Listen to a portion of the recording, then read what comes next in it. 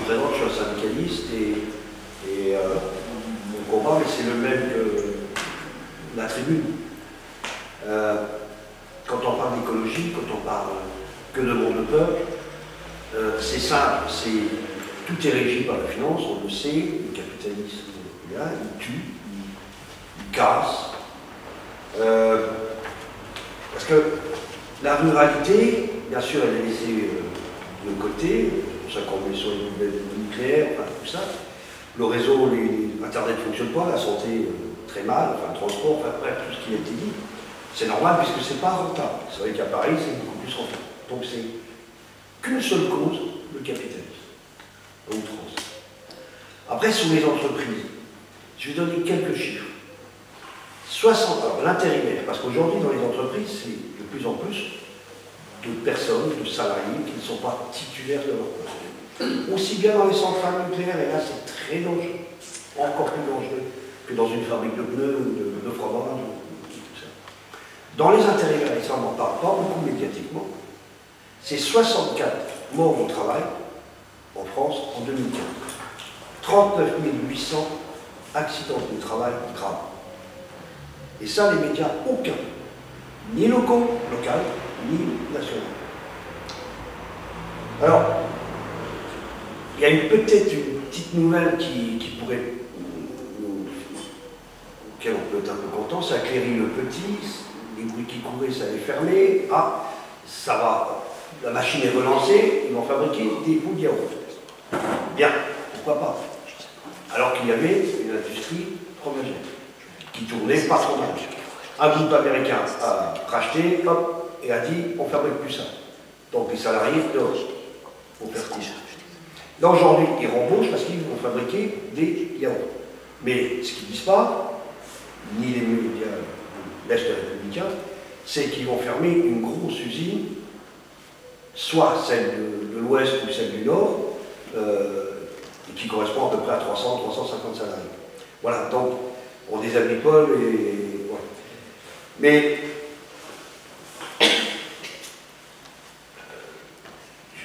encore, c'est vraiment le capitalisme en transe, parce que dans les boîtes meusiennes, il y a énormément de fermetures et personne n'est au courant. Alors bien sûr, quand c'est une grosse boîte, on a quelques briques, mais des petites boîtes de 20 ou 30 salariés, je ne vais pas dire que c'est tous les jours, mais c'est énorme, c'est tous les mois. Pas tous les jours, mais c'est tous les mois. Et pour un petit département comme le nôtre, c'est énorme. Et ça, personne n'en parle. À part nous, naturellement. Et ça compte, parce que 10 boîtes comme ça, c'est 350 fermes. Qu'on le veuille ou non. Un petit mot, mais ça c'est sous forme de boutade. Ordonnance, c'est un mot qui...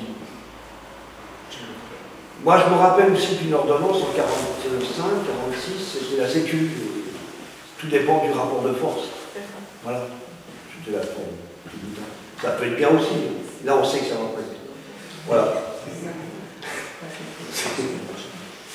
Bon voilà, c'est vrai qu'on est mal barré et je suis content d'avoir des candidats qui prennent à le corps les soucis qu'on a, la réalité vraiment du vécu.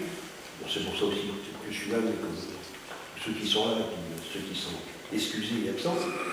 Parce que aujourd'hui, comme on dit, on est en 2017, il y a toute la technologie qui existe, qui n'est pas au service du plus grand nombre, seulement au service de quelques-uns.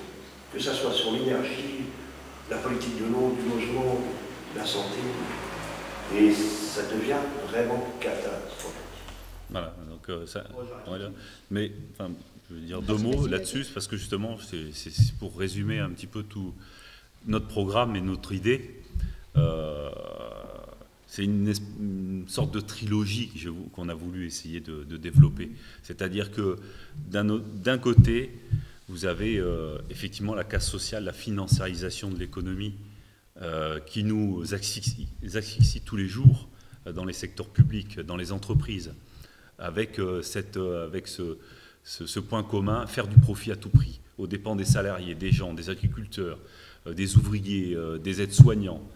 Et donc devant cette casse sociale, il y a une sorte d'exaspération. Mais malheureusement, cette exaspération, elle ne se transforme pas en lutte sociale, en lutte syndicale.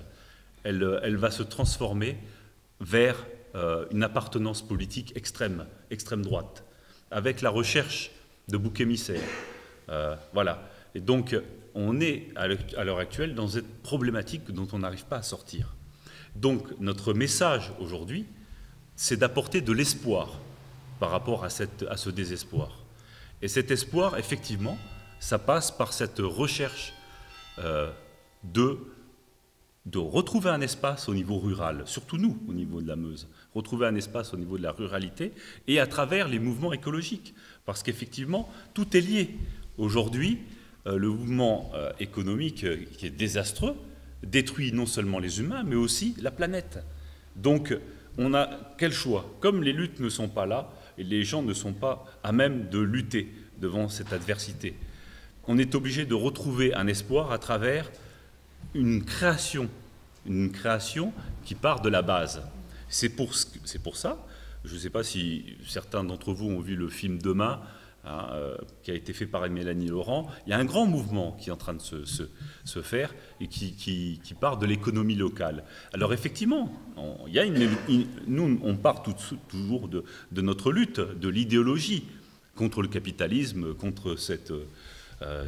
voilà. Mais il faut apporter autre chose aux gens aussi, un espoir. Et cet espoir, c'est eux qui doivent aussi le prendre en main. Prendre en main, hein, comme je le disais dans mon discours, 40% de la population aujourd'hui mondiale vit de l'agriculture familiale. Qui le sait?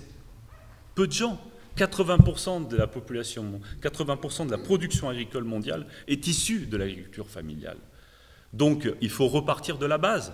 Alors effectivement, à travers l'agroécologie, et je pense que Daniel Lefort, lui, est dans la matière, et avec des projets qui sont porteurs.